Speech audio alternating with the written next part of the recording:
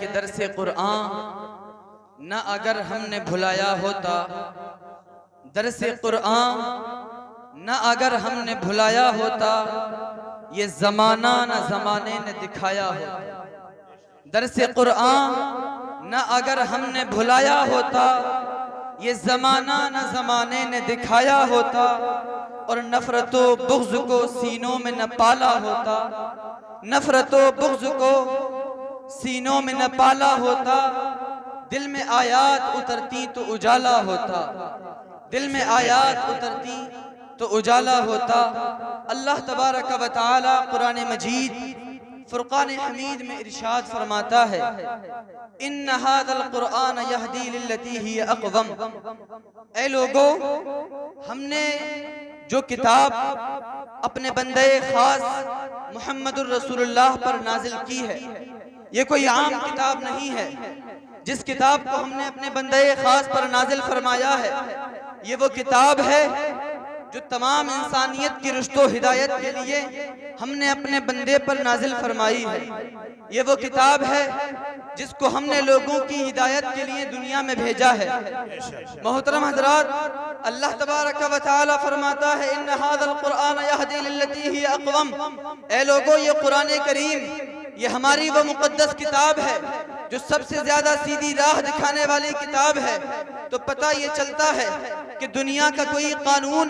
دنیا کی کوئی کتاب، دنیا کا کوئی لو، دنیا کی کوئی بھی چیز، دنیا کی کوئی دانشور، دنیا کے عقل مند، تمام کے تمام اس کے سامنے کم ہیں، تمام کے تمام اس کے سامنے ناقص ہیں۔ اگر کوئی آپ کو مشورہ دیتا ہے تو اس کا مشورہ غلط ہو سکتا ہے، اگر کوئی آپ پر حکم نافذ کر رہا ہے تو اس کا حکم غلط ہو سکتا ہے، لیکن اگر قرآن کریم نے آپ کی زندگی میں آپ پر حکم نافذ فرمایا، اگر قرآن کریم نے آپ کی زندگی میں آپ پر حکم نافذ کیا، اگر قرآن کریم نے کہا کہ 5 وقت کی نمازیں فرض ہیں تو فرض ہیں، اگر قرآن کریم نے کہا کہ روزے فرض ہیں تو ہیں، قرآن کریم غلط نہیں ہو سکتا۔ دنیا کے دانشوروں کی عقلیں، دنیا کے دانشمندوں کی عقلیں تو غلط ہو سکتی ہیں، لیکن اللہ کا بھیجا ہوا کلام کبھی غلط نہیں ہوگا۔ سبحان اللہ۔ نعرہ تکبیر، نعرہ رسالت، علماء اہل سنت، رسول اعظم کانفرنس، مفتی احسن اللہ مصباحی۔ سبحان اللہ، سبحان اللہ۔ محترم حضرات، بتانے کا مقصد یہ ہے کہ قرآن کریم کوئی عام کتاب نہیں ہے،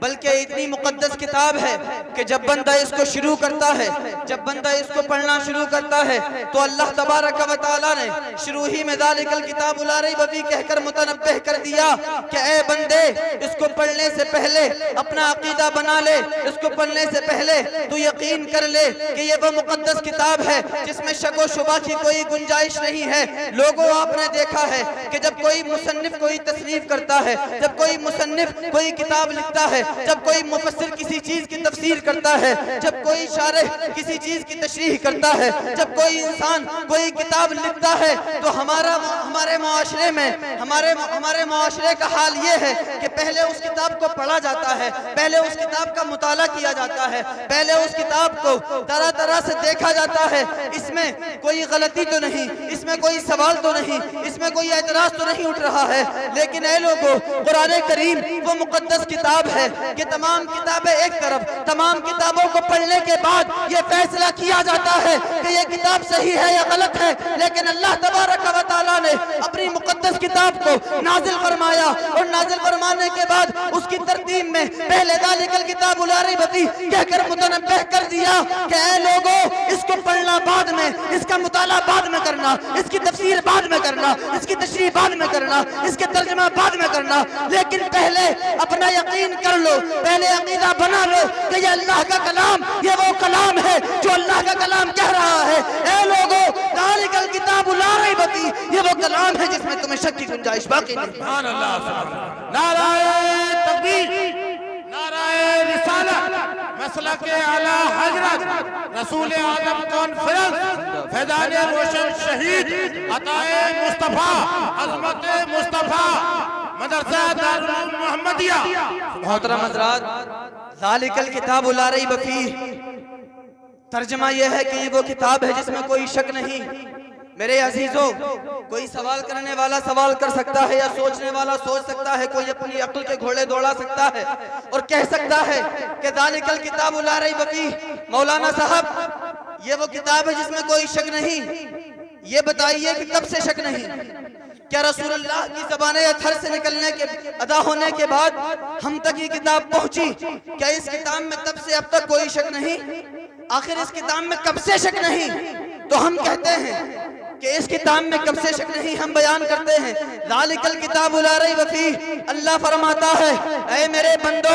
یہ وہ کتاب ہے، نون والقلم وما یسطرون، قسم ہے قلم کی، وما یسطرون لکھی ہوئی سطروں کی۔ جب اللہ تبارک و تعالیٰ نے کلام مقدس کو لکھا تو لکھنے کے لیے ضرورت پڑی قلم کی، اور قلم سے اللہ تبارک و تعالیٰ نے جب قلم کو بنایا اور قلم کو بنانے کے بعد جب کلام اللہ کو لکھا اور لوح محفوظ پر جب کلام اللہ لکھا گیا تو اے لوگوں اس کتاب میں اس وقت سے شک نہیں، لوح محفوظ سے اللہ تبارک و تعالیٰ نے جبریل امی کو دیا۔ جبریل امی پہ تم شک نہیں کر سکتے کیونکہ ان کو امین کے خطاب سے نوازا گیا ہے، رسول اللہ تک کو لے کر آئے، رسول اللہ پر شک نہیں کر سکتے کیونکہ ان کے ماتھے پہ وما ينطق عن الهوى کا چہرہ سجا ہوا ہے، وما ينطق عن الهوى کا تاج رسول اللہ کے ماتھے پر سجا ہے، اور اس کے بعد میں امیر معاویہ کی کتابت پر تم شک نہیں کر سکتے کیونکہ وہ صحابی ہیں اور رسول اللہ کا فرمان ہے کہ میرے صحابی غلط نہیں ہو سکتے۔ میرے محترم حضرات اس کتاب میں لوح محفوظ سے لے کر آج تک کوئی شک نہیں ہے۔ اللہ فرماتا ہے ذالک الکتاب لا ریب فیہ، اے لوگو یہ وہ کتاب ہے جس میں تم شک کر ہی نہیں سکتے، اور اگر کوئی شک ہے، اگر کوئی شک ہے تو لے آؤ اپنے تمام لوگوں کو، اللہ اور اللہ والوں کو چھوڑ کر اپنے تمام حامی اور ناصر و مددگاروں کو بلا لاؤ، ہم دیکھتے ہیں کیا تم اس کلام کی طرح، بلکہ اس کلام کی طرح تو بہت بڑی بات ہے، اس کلام کی ایک آیت کی طرح، اس کلام کی ایک چھوٹی سے چھوٹی سورت کی طرح اگر تم پیش کر دو، اللہ ارشاد فرماتا ہے کہ تم پیش نہیں کر سکتے۔ قرآن کا اسلوب دیکھیے، قرآن کا طریقہ دیکھیے، اللہ تبارک و تعالیٰ نے صرف چیلنج کر کے یہ نہیں فرمایا کہ تم لے آؤ، اللہ تبارک و تعالیٰ نے لوگوں کی ہدایت کے لیے فرمایا تم ہرگز نہیں لا سکتے، فَإِن لَمْ تَفْعَلُوا وَلَن تَفْعَلُوا، ایک تو تم کر ہی نہیں سکتے، فَإِن لَمْ تَفْعَلُوا وَلَن تَفْعَلُوا فَاتَّقُوا النَّارَ الَّتِي وَقُودُهَا النَّاسُ وَالْحِجَارَةُ۔ تو اے لوگو جب تمہاری اتنی اوقات نہیں ہے کہ تم اس قرآن پر اعتراضات کر سکو، جب تمہاری اتنی ہمت نہیں ہے کہ تم اس قرآن کی طرح ایک آیت بھی پیش کر سکو، تو پھر ڈرو جہنم کی اس آگ سے کہ جس کا ایندھن آگ اور پتھر ہے۔ اللہ اکبر۔ اللہ تبارک و تعالیٰ نے قرآن مجید میں ارشاد فرمایا ان ھذا القرآن یہدی للتی ہی اقوم، اے لوگو یہ وہ کتاب ہے جو سب سے سیدھی راہ دکھاتی ہے۔ اب سیدھی راہ کس طرح دکھاتی ہے؟ اے لوگو جب ہم اپنی زندگی میں مشورے کرتے ہیں، جب ہم اپنی زندگی میں اپنے فیوچر کو پلان کرتے ہیں، مستقبل کے بارے میں سوچتے ہیں، تو ہمیں کس سے مشورہ لینا چاہیے؟ ہمیں کس سے مشورہ لینا چاہیے؟ کہ ہر کسی سے مشورہ لینے کے لیے چلے جائیں؟ نہیں، ہر کسی سے مشورہ نہیں لے سکتے۔ جب اللہ تبارک و تعالیٰ نے فرما دیا ہماری کتاب ہے، ہم نے نازل کی ہے، اپنے بندے اطہر پہ نازل کی ہے، تو اگر تمہیں مشورہ لینے کی ضرورت ہے تو اس کتاب سے لو۔ اگر تمہیں اپنی زندگی میں مشورے کی ضرورت ہے تو قرآن کریم کو اٹھاؤ، قرآن کی تفاسیر کو پڑھو، قرآن کے تراجم کو پڑھو، ان کو پڑھو، ان کے پاس جاؤ کہ جنہوں نے قرآن پڑھا ہے، ان کے پاس جاؤ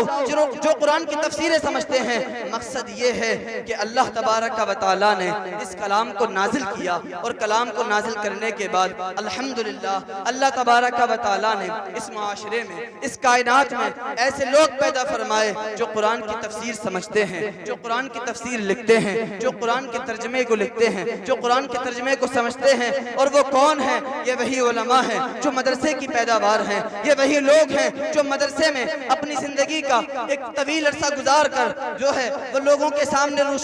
سامنے رونما ہوتے ہیں۔ آخرکار یہ لوگ جب دنیا کے سامنے تشریف لاتے ہیں تو اس لیے نہیں کہ آپ ان پر اعتراضات کریں، اس لیے نہیں کہ آپ ان پر سوال اٹھائیں، اس لیے نہیں کہ آپ ان پر طرح طرح کے الزامات لگائیں، بلکہ اے لوگوں اللہ تبارک و تعالیٰ کی رحمت سے، اللہ تبارک و تعالیٰ کی مدد سے، اس کے انعام سے یہ لوگ مدرسے میں تعلیم حاصل کرتے ہیں، وہ اس لیے حاصل کرتے ہیں تاکہ تمہاری زندگی کو سدھار سکے، تاکہ ان لوگوں کی زندگی کو سدھار سکے کہ جنہوں نے تعلیم حاصل نہیں کی، جنہوں نے مدرسے کا رخ نہیں کیا۔ یہ اس لیے مدرسوں سے فارغ ہوتے ہیں تاکہ تمہیں رشد و ہدایت کی راہ دکھا سکیں، تاکہ تمہاری زندگی کو صحیح بنا سکیں۔ اس لیے نہیں کہ تم ان پر اعتراضات کرو، اس لیے نہیں کہ تم ان پر سوالات کرو۔ محترم حضرات، اللہ تبارک و تعالی ارشاد فرماتا ہے ان ھذا القرآن یہدی للتی ہی اقوم، سب سے سیدھی راہ دکھانے والا یہ قرآن ہے۔ اور قرآن جب سب سے سیدھی راہ دکھاتا ہے تو یوں ہی نہیں دکھائے گا، آپ کو پڑھنا بھی پڑے گا، سمجھنا بھی پڑے گا۔ اور وہ کس سے سمجھیں گے، کس سے پڑھیں گے؟ وہ علماء سے سمجھیں گے، وہ علماء سے پڑھیں گے، وہ مساجد کے ائمہ سے سنیں گے، اس کی تفاسیر کو، اس کے ترجموں کو آپ علماء سے پڑھیں گے، علماء سے سنیں گے۔ محترم حضرات، اللہ تبارک و تعالیٰ نے قرآن کریم کو نازل فرمایا۔ بس دو پہلو بیان کر کے اپنی بات کو ختم کر رہا ہوں اور آپ کے سامنے سے رخصت ہو جاؤں گا۔ اللہ تبارک و تعالی ارشاد فرماتا ہے وَمَنْ أَعْرَضَ عَنْ ذِكْرِي فَإِنَّ لَهُ مَعِيشَةً ضَنْكًا وَنَحْشُرُهُ يَوْمَ الْقِيَامَةِ أَعْمَى قَالَ رَبِّ لِمَ حَشَرْتَنِي أَعْمَى وَقَدْ كُنْتُ بَصِيرًا قَالَ كَذَلِكَ أَتَتْكَ آيَاتُنَا فَنَسِيتَهَا وَكَذَلِكَ الْيَوْمَ تُنْسَى۔ جب بندہ عرض کرے گا اے رب تبارک و تعالی، آج میں تیری بارگاہ میں حاضر ہوں، میں بیان جو کرنا چاہ رہا ہوں اس کا مطلب یہ ہے کہ اللہ تبارک و تعالیٰ نے قرآن کریم کو نازل کیا، اور قرآن کریم کو نازل کرنے کے بعد اللہ تبارک و تعالیٰ نے لوگوں کو وعیدیں بھی سنائیں،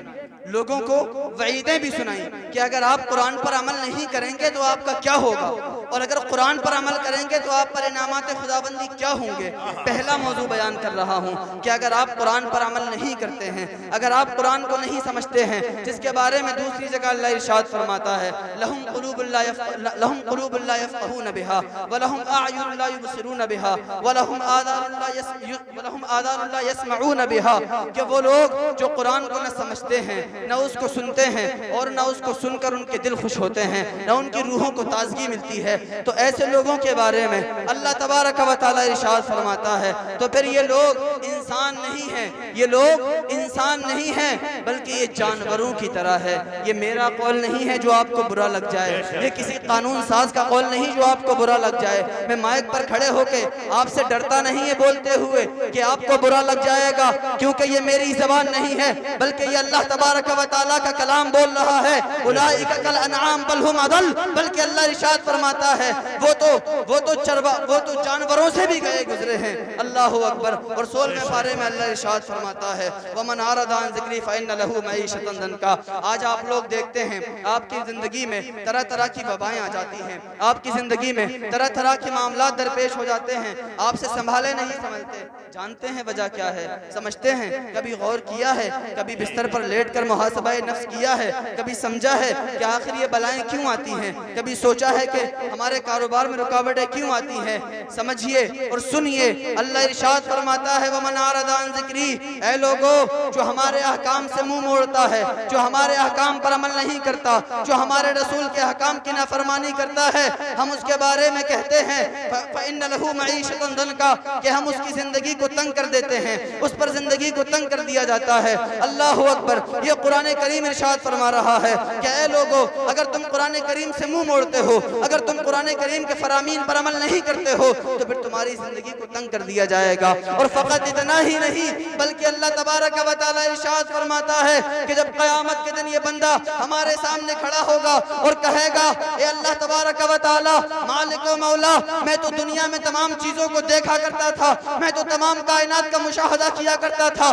میں نے تو ہر چیز کو دیکھا تھا، میں نے تو برائیاں بھی دیکھی ہیں، میں نے تو بھلائیاں بھی دیکھی ہیں، میں نے تو تمام کام کیے ہیں، اے اللہ تبارک و تعالی آج میں اندھا کیوں اٹھایا گیا ہوں، میری بات پر ذرا غور کرے۔ اللہ تبارک و تعالی سے بندہ عرض کرے گا اے مالک آج مجھے تو نے اندھوں میں کیوں اٹھایا ہے؟ اللہ تبارک و تعالی ارشاد فرمائے گا اے بندے جب تجھ پر علماء نے قرآن کریم کے احکام کو تجھے سنایا تھا، جب علماء نے تجھے قرآن کریم کے احکام بتائے تھے، جب قرآن کریم کے احکام کو تجھ پر بتایا تھا اور ظاہر کیا تھا کہ 5 وقتہ نماز فرض ہے، روزے فرض ہیں، زکات واجب ہے تو تو نے ہمارے احکام سے منہ موڑا، تم نے ہمارے رسول کے احکام سے منہ موڑا، تو نے ہمارے احکام کی نافرمانی کی۔ تو اے بندے سن، جس طرح تو نے دنیا میں ہمارے احکام سے منہ موڑا تھا، جس طرح تو نے دنیا میں ہمارے احکام کو بھلا دیا تھا، آج ہم نے بھی تجھے اپنی رحمت سے بھلا دیا۔ نعرہ تکبیر، نعرہ رسالت، علماء اہل سنت، رسول اعظم کانفرنس،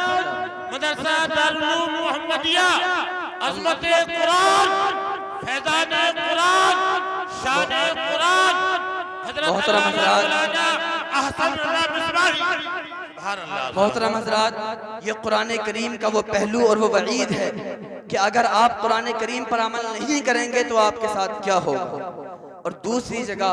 اللہ تبارک و تعالی مصدع جافزاں سناتے ہوئے ارشاد فرماتا ہے 28ویں پارے میں وَمَن يَتَّقِ اللَّهَ يَجْعَلْ لَهُ مَخْرَجًا وَيَرْزُقْهُ مِنْ حَيْثُ لَا يَحْتَسِبُ۔ اے لوگو، اگر تم ہمارے احکام پر عمل کرو گے، اگر تم ہمارے فرامین پر عمل کرو گے، اگر تم رسول اللہ کی بتائی ہوئی احادیث پر چلو گے، اگر تم اپنی زندگی طریقہ مصطفیٰ پر گزارو گے، وَمَن يَتَّقِ اللَّهَ يَجْعَلْ لَهُ مَخْرَجًا، یہ خوشخبری ہے ان لوگوں کے لیے کہ جو اللہ کے احکام پر عمل کرتے ہیں، تو ان لوگوں کے لیے اللہ ارشاد فرماتا ہے وَمَن يَتَّقِ اللَّهَ يَجْعَلْ لَهُ مَخْرَجًا وَيَرْزُقْهُ مِنْ حَيْثُ لَا يَحْتَسِبُ، کہ تمہاری زندگی کی پریشانیاں، تمہارے معاملات کی پریشانیاں، تمہاری مصائب و تکالیف یہ تمام کی تمام دور ہو جائیں گی۔ وَيَجْعَلْ لَهُ مَخْرَجًا وَيَرْزُقْهُ مِنْ حَيْثُ لَا يَحْتَسِبُ۔ اے بندو، اللہ تبارک و تعالی،